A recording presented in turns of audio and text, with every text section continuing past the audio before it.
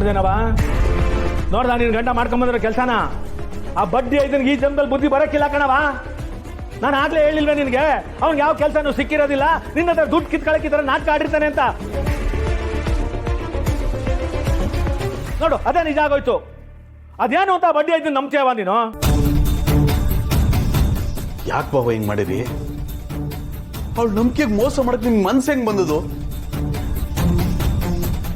ಹರೀಶ್ ಅವರೇ, ನೀವು ಮಾಡಿದ್ದು ಸ್ವಲ್ಪನೂ ಸರಿ ಇಲ್ಲ. ಅಲ್ಲ, ಅವಳ ಪರಿಸ್ಥಿತಿ ಏನು ಅಂತ ಗೊತ್ತಿದ್ರು ಹೀಗೆಲ್ಲ ಮಾಡ್ತಿದ್ದೀರಲ್ಲ, ನಿಮಗೆ ಸ್ವಲ್ಪನೂ ನಾಚಿಕೆ ಅನ್ನೋದೇ ಇಲ್ವಾ? ಯಾಕರಿ ಯಾಕೆ ನನಗೆ ಸುಳ್ಳು ಹೇಳ್ದೆ? ನಿನ್ನ ನಂಬಿದ್ದಕ್ಕೆ ನನಗಿದೇನಾ ಬಹುಮಾನ? ನಿನಗೆ ಕೆಲಸ ಸಿಕ್ಕಿದೆ ಅಂತ ಎಲ್ರಿಗೂ ಸ್ವೀಟ್ ಹಚ್ಕೊಂಡು ಖುಷಿ ಪಟ್ಟಿದ್ದೆ, ಆದ್ರೆ ಆ ಖುಷಿ ಇಷ್ಟು ಬೇಗ ಮಣ್ಣಾಗತ್ತೆ ಅಂತ ನಾನು ಎಕ್ಸ್ಪೆಕ್ಟೇ ಮಾಡಿರ್ಲಿಲ್ಲ. ಎಲ್ರು ನಿನಗೆ ಬಾಯಿಗೆ ಬಂದಾಗ ಬೈತಿದ್ರು, ಅವಮಾನನೂ ಮಾಡ್ತಿದ್ರು. ಆದ್ರೆ ಯಾವತ್ತಾದ್ರೂ ನಾನು ಮಾತಾಡಿದ್ದೀನ, ಅವಮಾನ ಮಾಡಿದ್ದೀನ? ಇಲ್ಲ. ಅವನನ್ನ ಚೆನ್ನಾಗಿ ನೋಡ್ಕೋತಾನೆ ಅಂತ ಎಲ್ಲದಕ್ಕೂ ಸಪೋರ್ಟ್ ಮಾಡಿದ್ದೀನಿ. ಆದ್ರೆ ಇವತ್ತು ಯಾಕೆ ನನ್ನ ಬೆನ್ನಿಗೆ ಚೂರಿ ಹಾಕಿದೆ? ನಿನಗೆ ಮನಸ್ಸಾಕ್ಷಿ ಅನ್ನೋದೇ ಇಲ್ವಾ ಹರಿ? ಯಾಕೆ ಹೊಟ್ಟೆ ಉರಿಸ್ತಿದ್ಯಾ? ಆ ಮನೆಯೊಳಗೆ ಮನಸ್ಸಾಕ್ಷಿ ಎಲ್ಲವೈತೆ? ಅವನು ಮನುಷ್ಯನ ರೂಪದಲ್ಲಿರೋ ಪ್ರಾಣಿ ಕಣವ. ಅವನಿಗೆ ಹಿಂಗೆಲ್ಲ ಹೇಳಿದ್ರೆ ಬುದ್ಧಿ ಕಲಿಯಕ್ಕಿಲ್ಲ. ಅವ್ನು ಹಿಡ್ಕೊಂಡು ನಾಳೆ ತರ್ಕದ್ರೆ ಬುದ್ಧಿ ಕಲಿಯೋದು. ಲೇ ಮರ್ಗೌಡ, ಎಲ್ಲ ಅವ್ನು ಹೇಳಿದೆಲ್ಲ ಕೆಲ್ಸ್ಕೊಂಡು ನಿಂತಿದ್ಯಾ? ಆ ಬಡ್ಡಿ ಅದನ್ನ ಕತ್ತಿ ಬಡ್ಡಿ ಇಟ್ಕೊಂಡು ನಾಳೆ ತದಕ್ಲ. ನಮ್ಮನೆ ಬಿಟ್ಟು ಅನ್ನ ತಿನ್ಕೊಂಡು ನಮ್ಮನೆ ಮಾನ ಮರೋದನ್ನ ಊರಲ್ಲೆಲ್ಲ ಹರಾಜಾಗ್ತಾವನೆ. ತದಕ್ಲ ಅವನ ಅಪ್ಪಯ್ಯ ಭಾವ. ನೀನ್ ತದಕ್ತೈತೆ ಪರವಾಗಿಲ್ಲ ಬಿಡ್ಲ. ನನ್ನ ಮಗಳು ಮೋಸ ಮಾಡಿರೋದಕ್ಕೆ ನಾನೇ ಪ್ಲೀಸ್.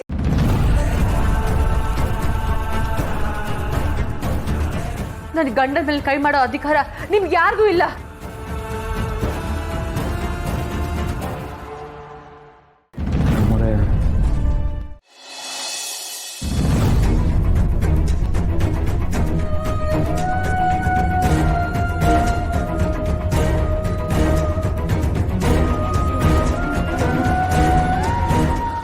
ಏನ್ರಿ ಮನೆಗೆ ಬರ್ತಾನೆ ಮುಖನ ಬೂದ್ ಗುಂಬಳಕಾಯಿ ಥರ ಅಂತ ಉದಿಸ್ಕೊಂಡು ಬಂದಿದ್ದೀರಾ? ಏನು ಅಂತ ಹೇಳೆ, ಹಣೆ ಬರನೇ ಸರಿ ಇಲ್ಲ ಕಣೆ. ಏನೋ ಮಾಡಕ್ಕೆ ಹೋದ್ರೆ ನಾನೇ ಸಿಕ್ಕಾಕೋತೀನಿ. ಏನು ಸಿಕ್ಕಾಕೊಳ್ತೀರಾ? ಮತ್ತೆ ಏನ್ರಿ ಮಾಡ್ಕೊಂಡ್ರಿ ನೀವು? ಒಟ್ಟಲ್ಲಿ ನಮ್ಮನ್ನ ನೆಮ್ಮದಿಯಾಗಿರಕ್ಕಂತೂ ಬಿಡಲ್ಲ ನೀವು. ಏ ವಿಷಯನೇ ಹೇಳಿಲ್ಲ. 150 ಎಪಿಸೋಡ್ ಮುಂದಿನ ಕತೆ ಓದಿಯಲ್ಲ ನೀನು.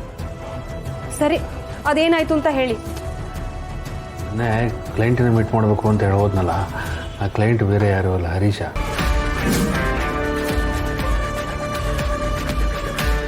ಬಾಂಬೆಗೆ ಇಂಟರ್ವ್ಯೂಗೆ ಹೋಗ್ತೀನಿ ಅಂತ ಸುಳ್ಳು ಹೇಳಿ ಇಲ್ಲಿ ಕುಡ್ಕೊಂಡು ಕೂತಿದ್ಯಾ? ಅಲ್ಲ, ನಿನ್ನ ಹೆಂಡತಿ ಪ್ರೆಗ್ನೆಂಟು. ಇಂಥ ಸಮಯದಲ್ಲಿ ಅವಳ ಜೊತೆಗಿರಬೇಕು ಅನ್ನೋದು ಬಿಟ್ಟು ಅವಳಿಗೆ ಸುಳ್ಳು ಹೇಳ್ಕೊಂಡು ಇಲ್ಲಿ ಕೂತ್ಕೊಂಡು ಕುಡಿತಿದ್ಯಲ್ಲ, ನಿನಗೊಂದು ಸ್ವಲ್ಪನೂ ನಾಚಿಕೆ ಆಗಲ್ವೇನೋ?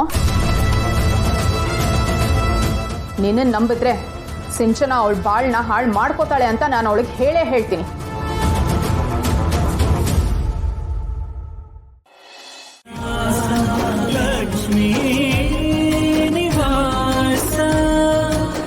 ರೀ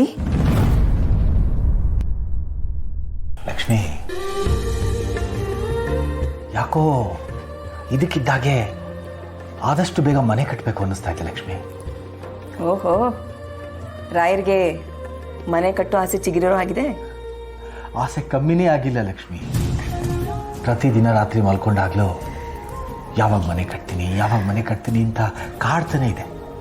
ಅದಕ್ಕೆ ಈ ಸಲ ಬೇಗ ಮನೆ ಕಟ್ಟಿ ನಾವು ಅಂದ್ಕೊಂಡ ಹಾಗೆ ಲಕ್ಷ್ಮೀ ನಿವಾಸ ಅಂತ ಹೆಸರಿಟ್ಟು ಸ್ನೇಹಿತರನ್ನ ಬಂಧುಗಳನ್ನ ಎಲ್ಲ ಕರೆಸಿ ಜೋರಾಗಿ ಢಾಮ್ ಡೂಮ್ ಅಂತ ಗೃಹ ಪ್ರವೇಶ ಮಾಡಿರ್ಬೇಕು. 3 ಅಂತಸ್ತಿನ ಮನೆ.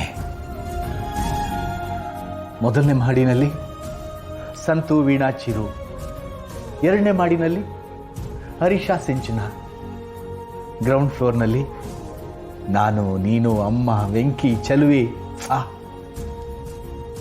ನಾವೆಲ್ಲ ಒಟ್ಟಿಗೆ ಇದ್ರೆ ಎಷ್ಟು ಚೆನ್ನಾಗಿರುತ್ತಲ್ವಾ? ನೀವು ಹೇಳ್ತಾ ಇರೋದನ್ನು ಕೇಳೋದಕ್ಕೆ ತುಂಬ ಚೆನ್ನಾಗಿದೆ ರೀ. ಆದರೆ ನಮ್ಮ ಮಕ್ಕಳಿಗೆ ಚಿಕ್ಕವರಾಗಿಲ್ಲ, ದೊಡ್ಡವರಾಗಿದ್ದಾರೆ. ಅವ್ರ ಕಾಲ ಮೇಲೆ ಅವ್ರು ನಿಂತ್ಕೊಂಡಿದ್ದಾರೆ. ಅವ್ರಿಗೆ ಹೇಗೆ ಬೇಕೋ ಹಾಗೆ ಜೀವನನ ಕಟ್ಕೊಂಡಿದ್ದಾರೆ.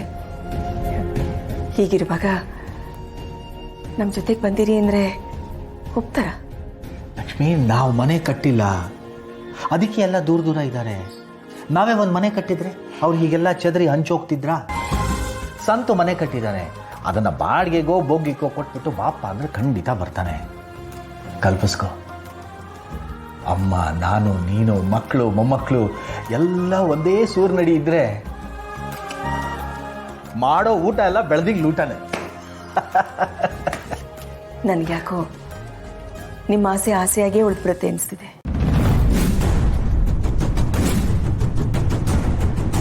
ಲಕ್ಷ್ಮಿ, ಅಂದರೆ ನಾವೆಲ್ಲ ಒಟ್ಟಿಗೆ ಇರೋದು ನಿನ್ಗೆ ಇಷ್ಟ ಇಲ್ವಾ?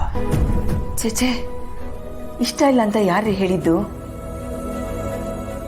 ನಾವೆಲ್ಲರೂ ಒಟ್ಟಿಗೆ ಇದ್ರೆ ಮನೆಯಲ್ಲಿ ಸಂತೋಷ ಅನ್ನೋದು ತುಂಬಿ ತುಳುಕುತ್ತೆ. ಆ ಸಂತೋಷನ ಬಾಯಲ್ಲಿ ಹೇಳೋದಕ್ಕೆ ಸಾಧ್ಯನೇ ಇಲ್ಲ ರೀ. ಅಷ್ಟು ಖುಷಿಯಾಗಿರುತ್ತೆ. ಆದರೆ ನಮ್ಮ ಹತ್ರ ದುಡ್ಡಿದ್ದಾಗಲೇ ನಾವು ಮನೆ ಕಟ್ಟಕ್ಕಾಗಲಿಲ್ಲ.